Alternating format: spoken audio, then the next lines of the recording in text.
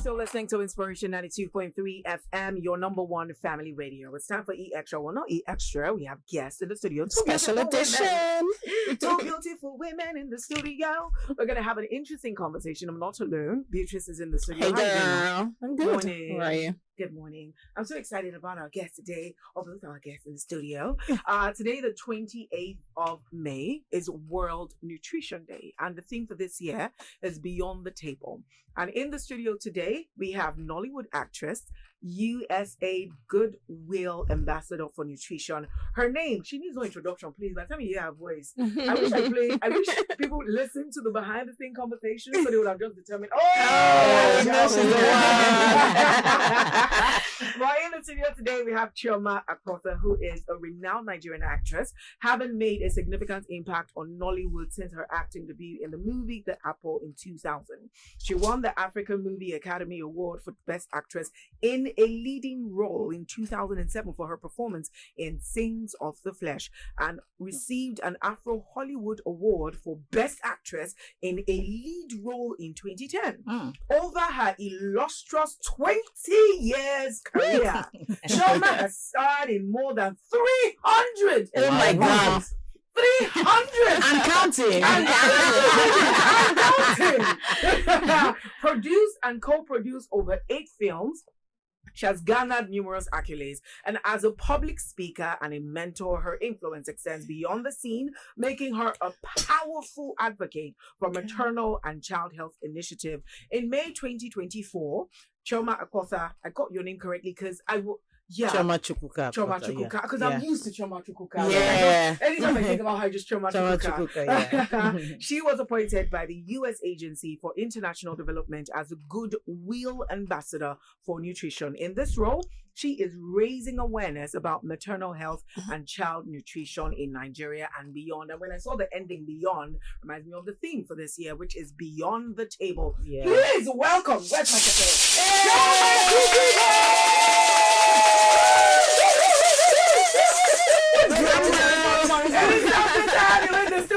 Thank you so much, Kafaya. Thank you. To have you here. Such an honor to be here. Oh my goodness. Thank you. I'm not going to. No, I can't be a groupie. How do we? You're fine, girl. We have another beautiful lady in the studio. Beatrice, you want to do the? Yes, we do. We have the USAID Social Behavior Change Program Manager in person of 𝐒𝐭𝐴𝐍𝐬𝐿. She joined USAID. So she joined USAID in November 2016 and has over a decade of progressive experience in the design and management of public health programs. And prior to joining USAID, Foye worked for Planned Parenthood Global as a program officer for advocacy and communications and Life Builders Nigeria as coordinator for youth programs. She has a postgraduate diploma in TV journalism and served as an anchor for youth and women programs, as well as a reporter, and newscaster for a private Nigerian television station for 2 years. 𝐒𝐭𝐴𝐍𝐬𝐿 holds a bachelor's degree in human physiology and master's in public health and business administration, and she's here today. Let's make welcome 𝐒𝐭𝐴𝐍𝐬𝐿. Oh my God. Thank you so much. I was wondering when you were reading. Is that me? So we'll go on a quick break, and when we get back, we'll dive straight into the conversation this morning. Don't go anywhere, guys. We'll be back. Inspiration 92.3 FM, your number one family radio. For those of you who are just joining us, today we are talking about nutrition, as today is World Nutrition Day, and the theme for this year is Beyond the Table. And in the studio, we have Chioma Chukwuka. I love her name. And we also, I'm going to call you Foye. I love it. Very short and very cute. We're going to call we have Foye in the studio as well. Now, for several years, USAID has provided financial and technical support, to the government and the people of Nigeria across different sectors, and, including health and nutrition. So today is World, Nutrition Day. How has, the USAID's program advanced good nutrition for women and children in different parts of Nigeria? Thank you so much. Yeah. Such a pleasure to be here. Thank you for having us. Yes. And yes, you're correct.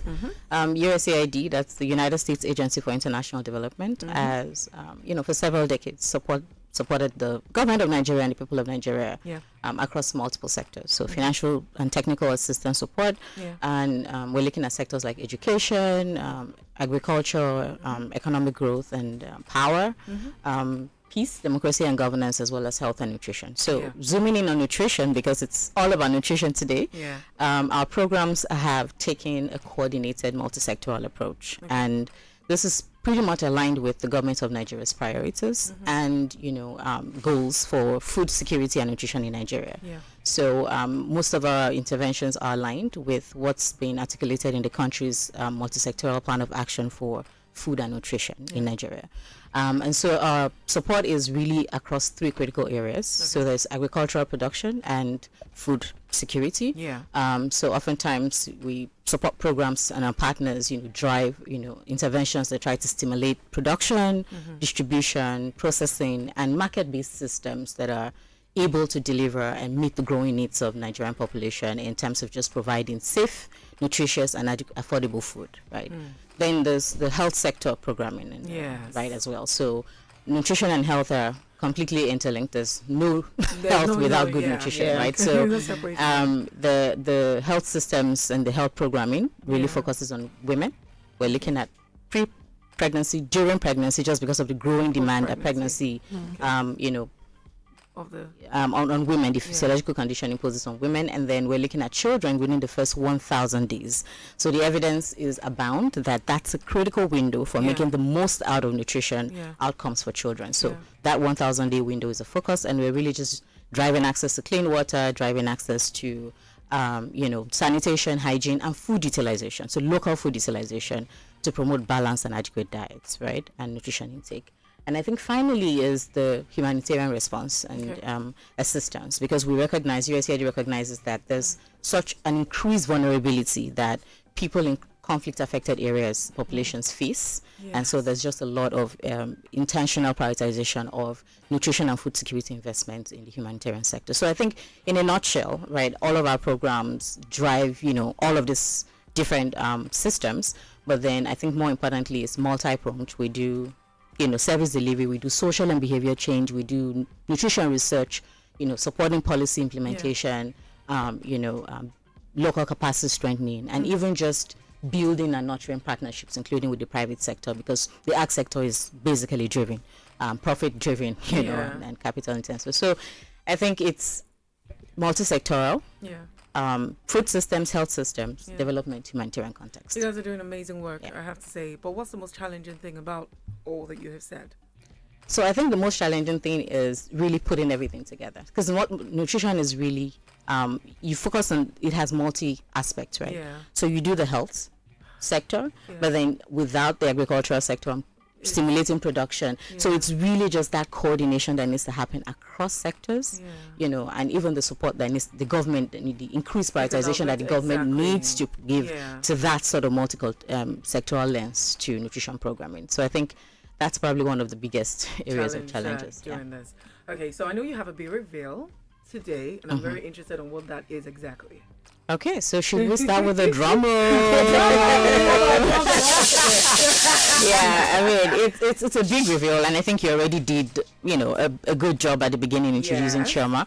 I'm in awe, and I know I'm just sitting right next to her in the studio. I mean, she was a big part of my childhood, right? So it's really nice to be sitting right next to her, and USAID is super, happy to be getting into this partnership with her to really just leverage her celebrity status, leverage, her connections within the creative sector, leverage her fan base, leverage her, social media presence to be able to heighten awareness around maternal and childhood nutrition, right? And, we recognize that storytelling and role modeling are really powerful approaches to inspire individual and collective action. So I think those are some of the things we're hoping to, unlock with this partnership, this goodwill partnership with Chioma, in really just telling the stories and amplifying the voices of the women, the children, the households that our programs benefit. So many other celebrities. Why pick her?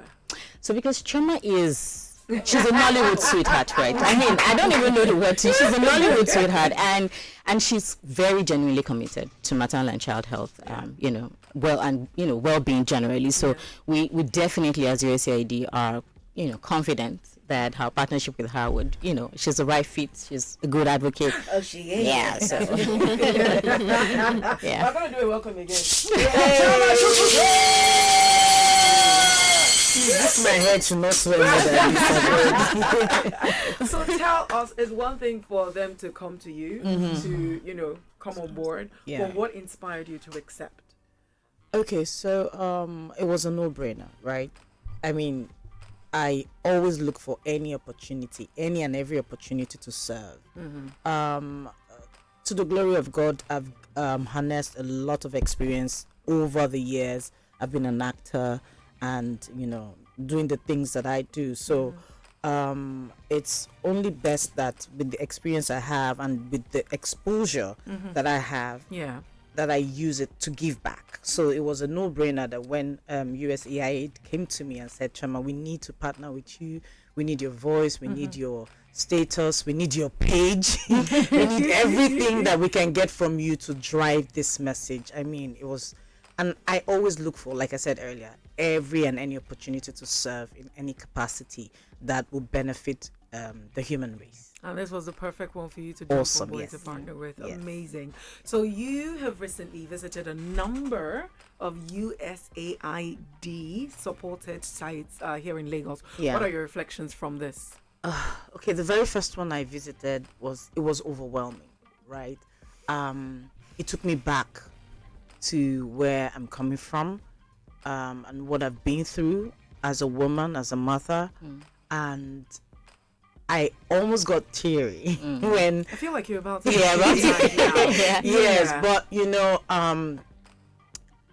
it was enlightening. It was refreshing to see that people aren't giving up. A lot of women are giving up, but with this with organizations like USAID, giving women the opportunity, giving them the backing that they need, exposing them to what would I say now? Messaging, interventions. Interventions that will help them, nurture their little ones, sustain their families. And what I saw that day was really overwhelming, and I was encouraged, right? So you see women come together in all honesty, saving and, supporting their families, knowing how to nurture their children, not having to break a bank. You don't have to have all the money in the for you world to now. actually have You don't have to buy all the expensive stuff. Yeah. The little things of life, the basic things of life that that you can have access to. Yeah. So it was just overwhelming, and I'm so glad I'm on board this project. Will I call it project? Yes. And this partnership. So I'll give it all it takes, and anything I embark on, you guys know I give my all, 100%. I give my all. So it's refreshing to know that I can connect with other women that want a better environment, a good environment for their kids, for their family, a better chance at life, and to support them the best way I can. So I love particularly how passionate you are about, coming on board. Yeah. And what are your, let's say for the rest of the year, your expectations? What are your plans to do with this project? Like obviously before accepting, you're like, okay, I would like to do this. I would like to make this sort of impact. I'd like to make this sort of contributions. What exactly are we expecting from you as the Goodwill Ambassador? I'll use my voice. I'll use my platform. I'll use everything I have to, reach more women. There's what we're taught in school, right? Yeah. They teach you the practical part, and then there's theory. There's the practical one, right? After you finish reading, okay, you tell the woman this is what you're supposed to do. This is you show her how to do it, right? How to do it, how to go about it. So even if I'm not able to say that with my voice, through my movies I can do that. Through my platforms I can do that. So in any way possible that I can reach the woman next door, I will do everything possible to do that. Of course, with the help of USAID. Yes. All right. So the question I have is for you, but Chioma, you can also chime in. Yeah. when we talk about nutrition, of course, we're talking about proper eating that would ensure that the body gets the nutrients it needs. But we live in a society where they say, "Na person we don't chop." But they think about nutrients. So what is USAID planning to do to marry these two, to tell people that, you know what, you don't necessarily have to eat this just so that you can be full. You need to be conscious and intentional about what you eat because of the nutrients that would benefit your body. Yeah. So very right, and thank you so much for asking that question. I mean, I think from one part of the country to another, right? It's a diverse cultural space. And so nutrition means different things to like different people, right? So and it almost always depends on what's available in the local market, what I can afford, and we're dealing with food inflation, right? So we have to be real. It's a struggle for people to get some of their basic, exactly. So I mean, I think, you know, on one hand, the work that we do in the ag and food sector and food system sector, where we're really helping to stimulate, work with local farmers to stimulate. I mean, it's challenged by insecurity as well sometimes, but you know, there's just a lot with the government and with the leadership that comes at the government level. So there's a National Council on Nutrition, for example, that's, you know, chaired by the vice president. So that's really just demonstrating commitment at the highest levels, but it needs to translate down to the state levels, to the local government levels. Everybody needs to step up and invest in nutrition. So I think affordability, guaranteeing affordability is definitely, because you can't eat what you don't have, right? The local market, that stimulation needs to continue to happen. But then on the community side as well, right, is really, you don't, like Chioma was saying, you don't have to break the bank to get adequate nutrition, right? We're blessed as a country. We have vegetables, we have fruits, we have, so it's really just careful planning and spending what you have, the resources that you don't have really, on, you know, smartly, on the most important things. The 4 basic food groups. I mean, it's probably bigger needs for children. Hold on. I'm opening something from Pandora's box. Okay. I am a wellness enthusiast. I'm all about eating right. And I say this every time. When things got expensive, really expensive, especially all those packed mixed veggies that we tend to get and put in our fries and everything. It went from like 2,000 something. I went to the market yesterday and it's close to 8,000 naira. You know what I did? I went to the market and bought my ugu. People don't know. You do not need all the different vegetables and I green peas and your ugu, your shoko, your spinach, everything. Your water leaf, everything. You don't need a lot of spices. No, you don't. Your crayfish and salt is okay. You know, and then your onions, you're fine. Every nutrient you need to live a balanced life. It's there. It's all there. You don't need anything too expensive. You don't need to break the bank. You don't need to buy any fancy veg or anything. Just the very local ones that are out there is all you need to eat right. Preventative care. Exactly. You're completely right. And I think Chioma hit 2 points when she was talking, right?